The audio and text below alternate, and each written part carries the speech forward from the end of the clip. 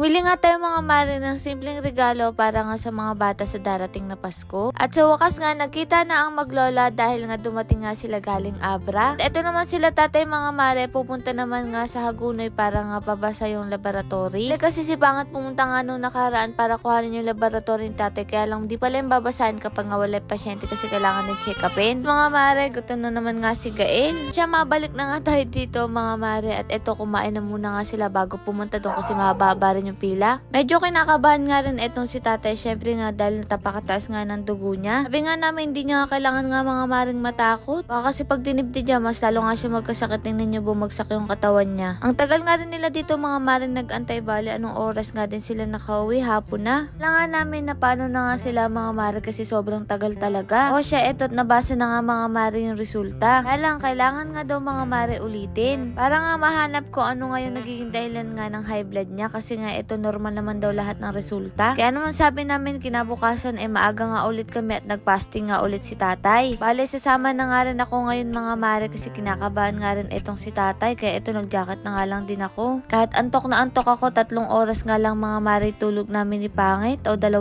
oras. Ganun nga siguro mga mare, hirap din talaga kapag nagkakasakit yung mga magulang nga natin. Sinama ko na nga rin itong si Kulot at ang nag-aalaga kay Gael ay si mama nga. Iwan na nga rin namin si Kuya Noli para may kasamahan nga sila mama. Alas 4 pa nga lang gising na kami para sa ganun maaga nga rin kami makapunta ron at mauna nga kami sa pila. Mahirap na din kasi baka abutin na naman tayo ng hapon. Bukod nga doon fasting nga si tatay, baka naman makaligtaan nga. At eto nga mare, tamang antay nga lang din kami dito. Abay kinakabahan yata si tatay. Malaki nga lang kasing tingnan si tatay pero kabahin ng tao. At ayun nga nakuha na nga si tatay ng dugo mga mare, kaya naman ito kakain muna nga ulit tayo. Dahil kahit kami ay wala pa rin nga mga marang almusal, kaya dito na nga lang din namin naisipang kumain. At naghahanap nga rin kami mga marang pambalot nga ng lumpia para sa negosyo natin. O siya eto, nag-order na nga rin kami kila ate. Dito na nga lang din namin naisipan nga mga marang kumain kasi masarap din talaga yung mga lutong ulam. Lalo na nga sa mga karinderya. Abay, umusok-usok pa nga yung sabaw dito mga marang, kaya saktong-sakto to sa sikmura nga namin. Tatay naman mga marang, halatang gutom na gutom kasi paano ba naman alas 7 pang huling kain niya kasi naubos siya nga yung buong kanin. Dahil nga matagal-tagal pa mga mare, aantayin natin oras, kaya ito sabi ko kay Pangat kumuha na nga din kami dito ng mga pangregalo sa mga bata. Di naman to karamihan mga mare, mga candy nga lang to. At eto nagpicture nga kami ni Nanay at nakilala nga kami. Lagi nga daw siyang nanonood nga sa atin at shoutout na nga rin po kay Nanay. At eto nga mga mare, pinamili natin mga candy nga lang. Hali, babalutin nga lang natin itong mga mare sa malilit nga na plastic. Hindi nga to kalakihan tulad ng naibibigay ng iba, pero ang mahalaga makapagbigay nga tayo. O siya, eto tinala nga ni Pangit mga mare kasi pupunta na nga rin tayo dun sa may ospital. Bale 2 oras pa nga tayo mag-aantay kasi anong oras pa nga lang nito, kaya tamang antay na nga lang tayo dito.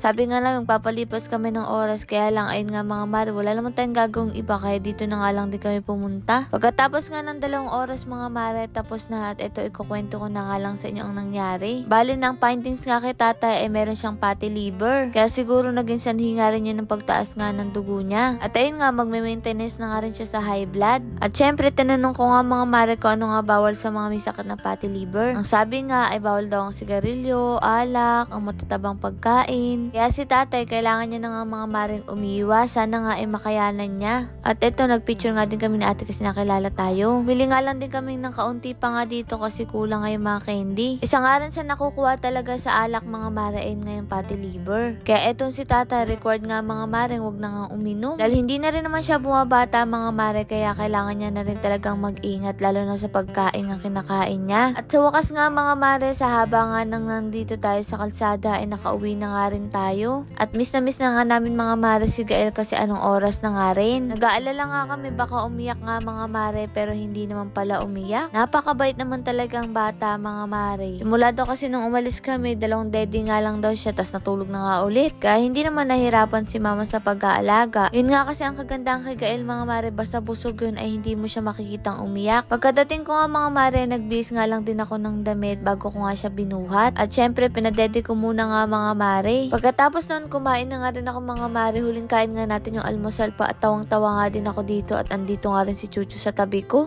O siya mga mare, kinahapunan pumunta nga ulit sila dito para magpakain nga dito. Tuwang-tuwa nga yung mga itik mga mare nung nakita na naman nga yung pagkain. Bali kailangan pa nga natin tulagyan ng bubong. Tama naman kayo kasi kapag maulan ay kawawa nga sila. Kaya naman nung nakita nga nila si Kuya Noli, abay tuwang-tuwa. Paano ba naman syempre kakain na. Ang mga itik naman ang kinatutuwa niya ng pagkain. Hindi ko nga rin alam kung ilan lalaki dito mga mare. Tingnan niyo naman ang gaganda nga ng kulay. May puti, may itim, may brown. Kung marinig nyo nga man po si Gael na kukukulit ay talaga ng pagpasensyahan nyo na. Ngumurit na naman nga po at hawak ng tatay niya. Ayun nga, marami pa rin talagang nalilito sa mga account nga natin mga mare. Basta po kapag may dumaan nga sa FYP nyo na video ay lagi nyo pong tatandaan o titingnan. Lalaman nyo din kasi yun mga mare kung malabo nga yung video. Kapag malabo, ibig sabihin kinopya na nga sa atin yun. Tapos palagi nyo nga mga mare titingnan yung followers. Bale 2 million followers na nga tayo mga mare. May isa pa nga tayong account na Mama Gail at Baby Gael. Bale 254,000 nga yun mga mare. Yun nga lang yung ginagamit nga natin ngayon. Kaya naman sa mga nanonood sa atin, lagi nyo pong titingnan yung followers para po sa ganun ay hindi nga kayo malito. Minsan po kasi may nababasa kami sa comment section kahit kami na pagkakamala na rin ng scammer. Hindi ko rin naman kayo masisisi kahit kami mga mare nalilitot paano kapag meron nga dumadaan sa amin ay napapanood din namin. Sadyang napakarami rin talaga mga mare. Daig pa nga natin yung artisan, daming kumukopya sa atin. Paboritong-paborito nga tayo. Sa Blue Badge naman mga mare na sinasuggest nyo, nag-apply na nga kami kaya nga lang wala pa nga rin hanggang ngayon. Kaya tamang antay nga lang din tayo ngayon mga mare. Pero sana nga ay ma-approve na nga tayo para sa ganun ay hindi na nga rin tayo pare-pares malito. At eto nga, bumili na nga rin ng kaunting prutas etong si Pangit kasi darating nga sila mama galing Abra. Nagulat nga rin kami na nasa biyahe na nga sila mga mare. Hindi kasi namin alam kung kailan nga silang eksaktong darating. Kaya naman ayun, napabili muna nga kami ng mauulam at maluluto nga. Kaya habang wala pa nga sila kasi malalayo pa naman, kumain na nga rin kami dito. Dahil yung huling tawag nga nasa La Union pa nga sila mga mare, malayo-layo pa nga yun. Kaya syempre habang nag-aantay kailangan natin kumain kasi nakakagutom rin naman. Ewan ko ba bakit may paprutas sa lamesa, siguro dahil may bisita. At sa wakas nga mga mare, dumating na nga rin sila. Di na nga pala sila nagbas mga mare, nag-arkela na nga lang din sila ng sasakyan. Iba pa rin talaga kapag may sarili kang sasakyan mga mare, napakabilis nga lang pumunta dito. Kahit nga malayo, kapag may sarili kang sasakyan anytime pwede kang pumunta. Bale si tata nga lang ang hindi nakasama mga mare kasi walang magbabantay ng bahay. Pero eto nga, nandito na nga rin sila mga mare, nakakatuwa, parang kailan nga lang nung umuwi nga sila dito tapos ngayon andito na nga ulit sila. At syempre masaya nga ang ating Pasko. At sa wakas nga magkikita na nga ang maglola. Sabi nga sa comment section ay may spoiled nga itong si Gael dahil dalawa nga yung lola niya. Totoo lang, masarap nga rin talaga mga mare kapag may mga lola ka. Isa nga yun sa pangarap ko, magkaroon ng lola. Thematic naman yung may lola tayo mga mare, kaya nga lang hindi nga rin natin naabutan. Sabi ko kapag magkakaanak nga ako mga mare, gusto ko maranasan yung magkaroon ng lola sa tabi niya. At eto nga mga mare, saktong pagdating nila ay gising na gising nga rin. May nga nagsasabi bakit nga daw hindi pinapakita yung mukha ni Gael. Sabi kasi namin gusto namin 1 month na nga siya.